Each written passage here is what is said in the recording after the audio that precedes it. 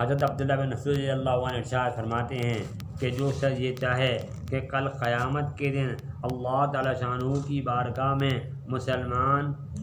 بن کر حاضر ہو، وہ ان نمازوں کو ایسی جگہ ادا کرنے کا اہتمام کرے جہاں اذان ہوتی ہے، یعنی مسجد میں، اس لیے کہ حق تعالیٰ شانہ نے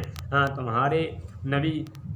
علیہ السلام کے لیے ایسی سنتیں جاری فرمائی ہیں جو سراسر ہدایت ہیں، انہی میں سے یہ جماعت کی نماز بھی ہیں۔ اگر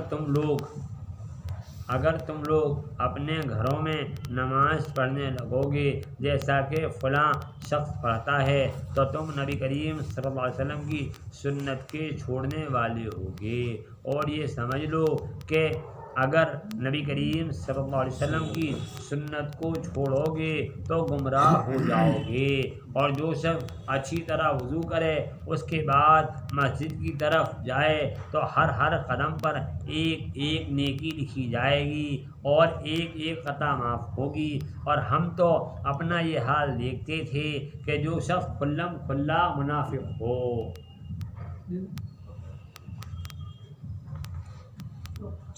ایک نیکی لکھی جائے گی اور ایک خطا معاف ہوگی۔ اور ہم تو اپنا یہ حال دیکھتے تھے کہ جو شخص کھلا منافق ہو وہ تو جماعت سے رہ جاتا تھا۔ جو آدمی کھلا منافق ہو، یعنی بالکل ڈکلیئر تھا کہ صاحب یہ آدمی جو مسلمان نہیں ہے بلکہ صرف مسلمان ہونے کا ڈھونگ کر رہا ہے۔ کچھ لوگ جیسے بعض کافر بعض مشرک تھے، صرف دین کو نقصان پہنچانے کے لیے جو ہے اپنے آپ کو یا مال غنیمت کھانے کے لیے اپنے آپ کو مسلمان ظاہر کرتے تھے کہ ہمیں مال غنیمت مل جائے گا، کہیں سے کوئی فتح حاصل ہوگی، کوئی جیت ہوگی تو ہمیں کچھ مال مل جائے گا کھانے کو، ہے نا، یا ہم ملے جلے رہیں گے نقصان پہنچائیں گے۔ تو وہ مسلمان نہیں تھے بلکہ وہ جو منافق تھے، تو جو کھلا تھے منافق تھے وہ تو جماعت کی نماز سے رہ جاتے تھے، ورنہ جو عام منافق کی ٹیم نہیں تھی کہ وہ جو جماعت کی نماز چھوڑ دے، انہوں نے کہا ایسا نہ ہو چھوڑ جاتا ہوں گا تو پہچان ہو جائے گی کہ صاحب یہ نیا مسلمان تو اسی ڈھونگ کر رہا ہے مسلمان ہونے کا۔ اور جو شخص کھلا منافق ہو وہ تو جماعت سے رہ جاتا تھا، ورنہ حضور صلی اللہ علیہ وسلم کے زمانے میں عام منافقوں کی بھی جماعت چھوڑنے کی ہمت نہ ہوتی تھی، یا کوئی سخت بیمار، ورنہ جو شخص 2 آدمیوں کی سہارے سے گھسٹتا ہوا جا سکتا تھا وہ بھی صف میں کھڑا کر دیا جاتا تھا۔ ایسا ماحول تھا۔ آج علامہ ہمارا معاملہ کیا دیکھ لیجیے آپ، جماعت ہو رہی ہو، ابھی آپ چوک میں چلے جائیے، چوک خالی ملے گا آپ کو، سب بھرا ہوا۔ ظاہر ہے جو لوگ اپنے دکانوں میں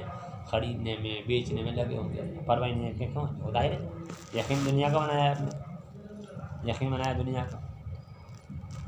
حضرت عبداللہ بن مسعود رضی اللہ عنہ ارشاد فرماتے ہیں کہ جو شخص یہ چاہے کہ کل قیامت کے دن اللہ تعالیٰ شانہ کی بارگاہ میں مسلمان بن کر حاضر ہو اور وہ ان نمازوں کو ایسی جگہ ادا کرنے کا اہتمام کرے جہاں اذان ہوتی ہے، یعنی مسجد میں، اس لیے حق تعالیٰ شانہ نے تمہارے نبی صلی اللہ علیہ وسلم کے لیے ایسی سنتیں جاری فرمائی ہیں جو سراسر ہدایت ہیں، انہی میں سے یہ جماعت کی نمازیں بھی ہیں۔ اگر تم لوگ اپنے گھروں میں نماز پڑھنے لگو گے جیسا کہ فلاں شخص پڑھتا ہے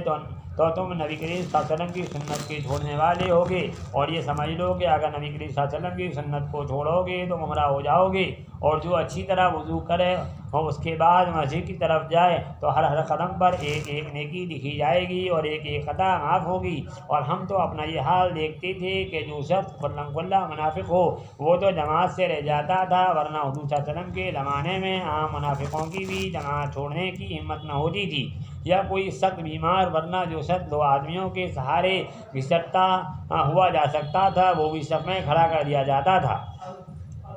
فائدہ: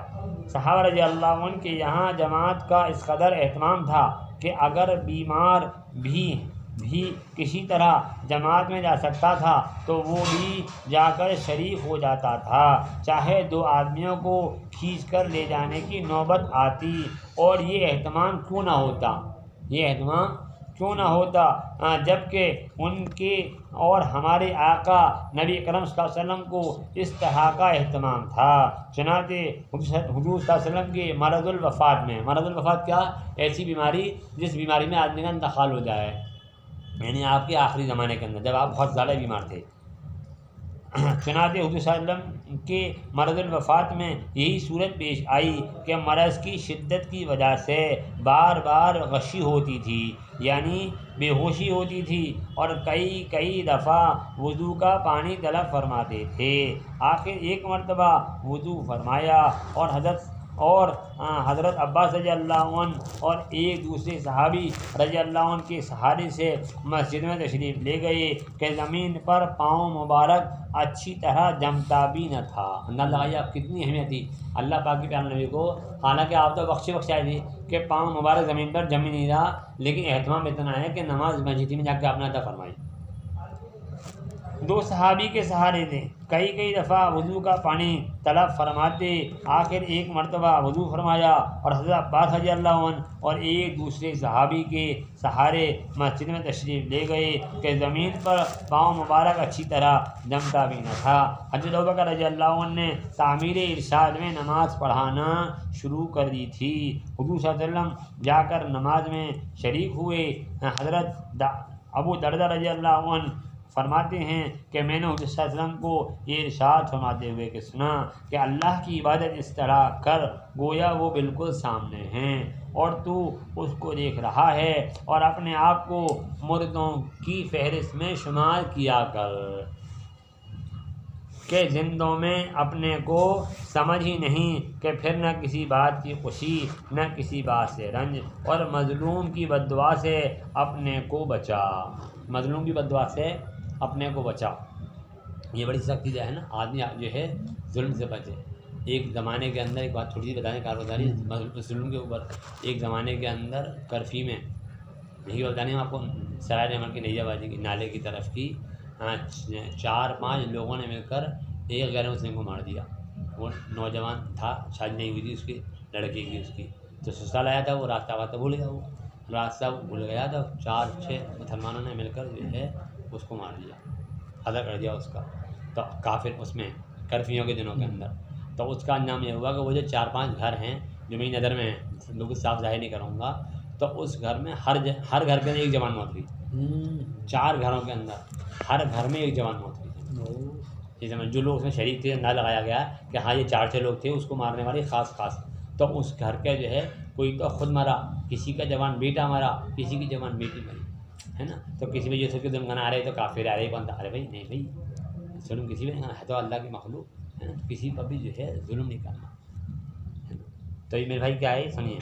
اور مظلوم کی بد دعا سے اپنے کو بچا، اور جو تو اتنی بھی طاقت رکھتا ہو کہ زمین پر گھسٹ کر عشاء اور صبح کی جماعت میں شریک ہو سکے تو دریغ نہ کر۔ ایک حدیث میں ارشاد ہے کہ منافقوں پر عشاء اور صبح کی نماز بہت بھاری ہے، اگر ان کو یہ معلوم ہو جاتا کہ جماعت میں کتنا ثواب ہے تو زمین پر گھسٹ کر جاتے اور جماعت سے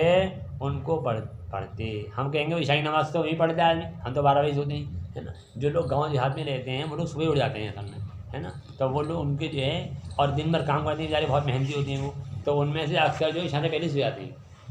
یہ ہے ترجیح کہ شہر والوں پر جو ہے عام طور سے وہ فجر بھاری ہے، اور گاؤں والوں پر جو ہے وہ عشاء بھاری ہے۔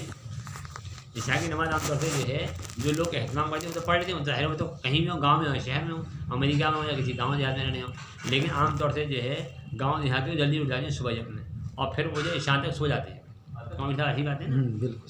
آپ نے دونوں زندگی گزاری ہے، گاؤں کی بھی ہوتی ہے، تو اس لیے عام طور سے جو ہے گاؤں والوں کو عشاء کی نماز بھاری پڑتی ہے۔ نبی کریم صلی اللہ علیہ وسلم ارشاد ہے کہ جو شخص 40 دن اخلاص کے ساتھ ایسی طرح نماز پڑھے کہ تکبیر اولیٰ فوت نہ ہو تو اس کو 2 پروانے ملتے ہیں، ایک پروانہ جہنم سے چھٹکارے کا، دوسرے نفاق سے بری ہونے کا۔